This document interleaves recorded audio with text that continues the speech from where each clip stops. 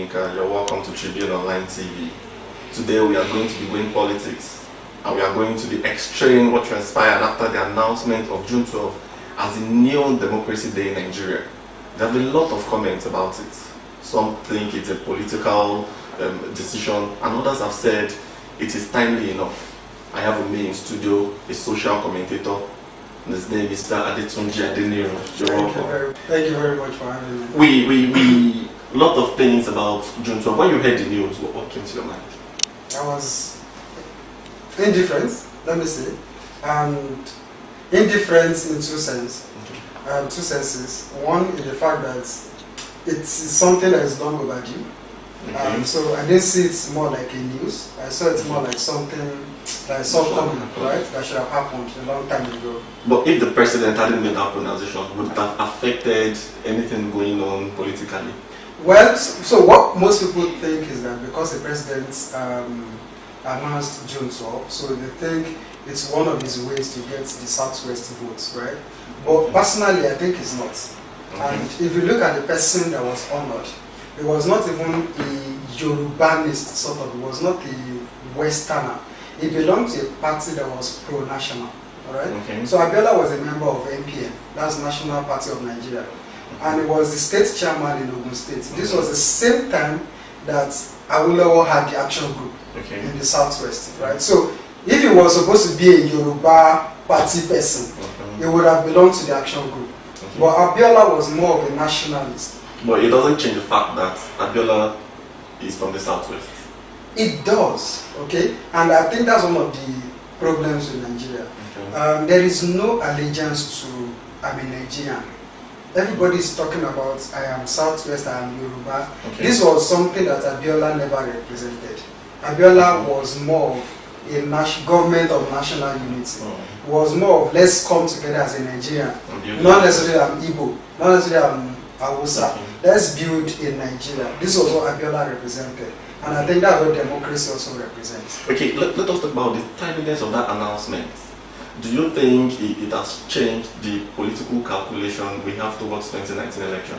To some extent, yes, but to a larger extent, no. Because, like I said, it doesn't buy votes for Buhari from the Southwest. Okay. So it has not changed anything in the Southwest. Because even if you look at the politics going on, the APC, even within the APC, they are now the new PDP, you know. So everybody is trying to find his feet, even within the APC. Now there's now another party coming up, that's the SDP, trying to bring themselves together. They are coming out of PDP in the same Southwest, right? And this was the same SDP that Abiola contested on, and they are still coming up. They are still going about with the manifesto of the same SDP that won the June 12 election. So announcing Democracy Day, June 12 as Democracy Day, was in two things. Was to honor the man that died, that lost his businesses and lost his wife in 1996. So for me, it's something honorable to do. But in the other sense, is to look at democracy as Nigeria entails from a very pure heart. Now, focusing on the person that announced it, that's a different discussion. I'm sure that you were there when Jonathan made Unilag, Mashood Abiola, you know. So those are the ways that they thought that they should honor the man. Okay, if that didn't stand, why is it widely celebrated? Well, because that was, how do I put it? So, University of Lagos has been existing since the 60s, right? And the alumni kicked against it. But this was something national.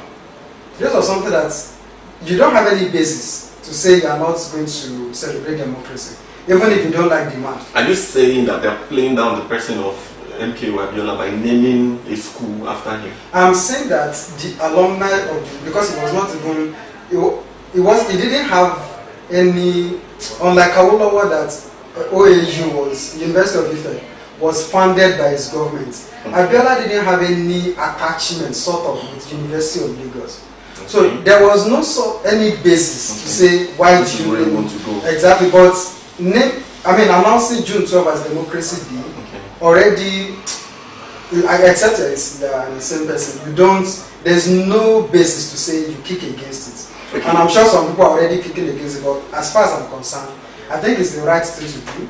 The timing is debatable, the person is debatable, but the motive is what is more important. And for you, the motive is commendable. So for me, it's very commendable. Okay. And also to the family as well. So, yeah, of course, there's a lot of celebration and Yes. commendation from the family, all about it. 2019 is around the corner. A lot of parties bringing up APC, trying to get the second time, in office. Do you think presently they've done or they are doing enough, to get that mandate again? Do you think they've lost confidence? I mean, like Nigerians lost confidence in this government? That's a very big question, and I was admit. But if I look from history, okay, elections in Nigeria are not won by, at least as it stands.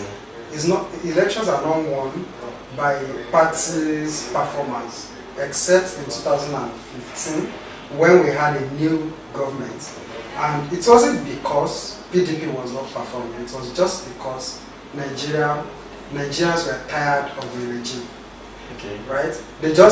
People just wanted to taste something different. Okay. Now it's different from where we are now, because we have actually tasted something different.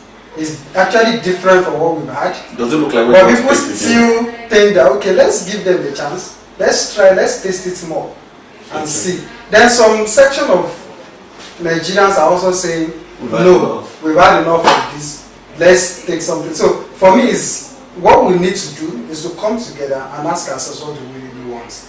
Okay. Rather than just jumping from one place to another. Because if you say, okay, we don't want this again, where do we go to? Are we going back to the government we asked to go? Or we want to take another part and test them again? So those are the questions we need to ask ourselves fundamentally as individuals before we even talk about maybe election or something. Okay, before the 2019 election, there's going to be an election in Osun State. There's going to be another one in Is there any way that could it be a pointer to what we are likely going to get, maybe from the southwest, maybe generally in Nigeria? Is it going to be a pointer to how the 2019 election is going to pan out? I think no, and I will tell you why. Because we've had elections in Ondo State where APC won.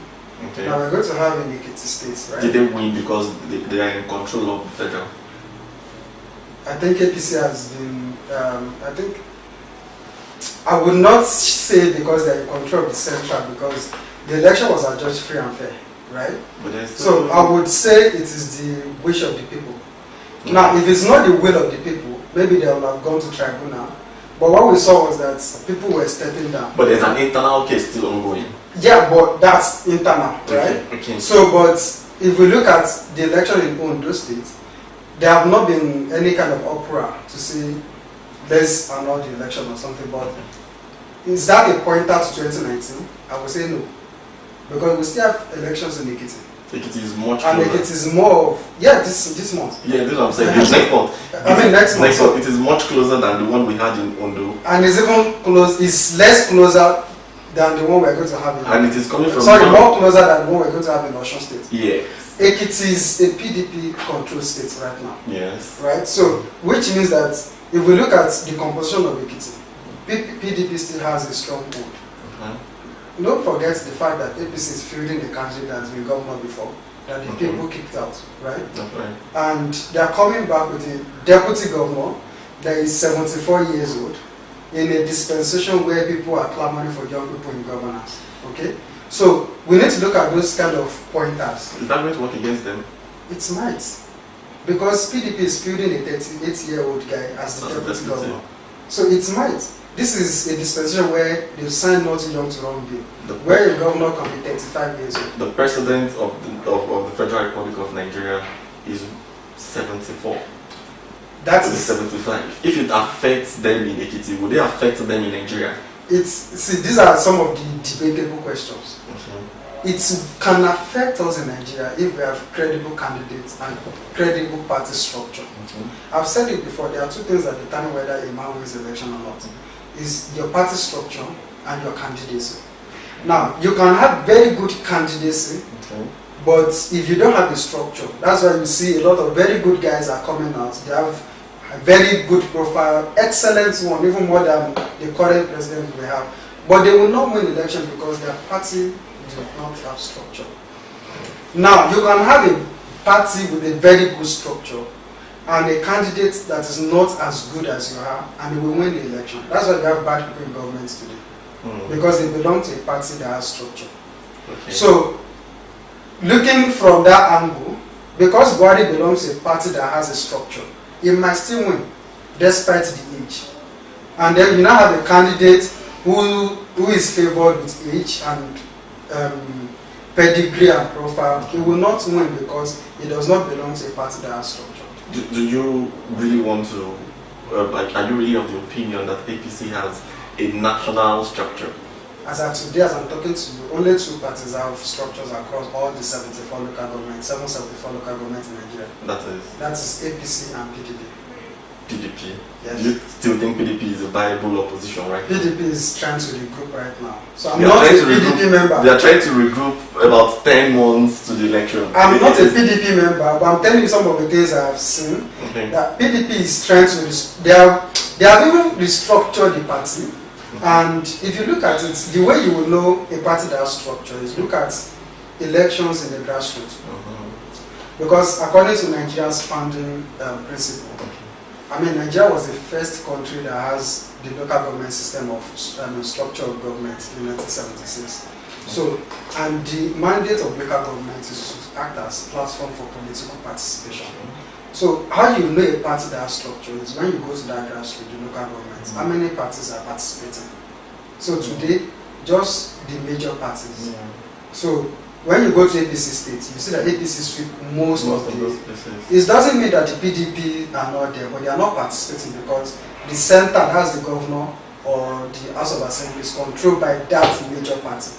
So when you go to those grassroots, the number of parties you see there are the parties that have structure. Okay, Tunju, we can continue to go on and on, but time is not on our side. So on this note, I would say thank you very much for coming. Okay. And then it has been very, very enlightening. I hope we'll do this again some other time. Of course, anytime. I'm always available. Yeah, so we'll come your way again. Thank you for your time. Thank you for watching.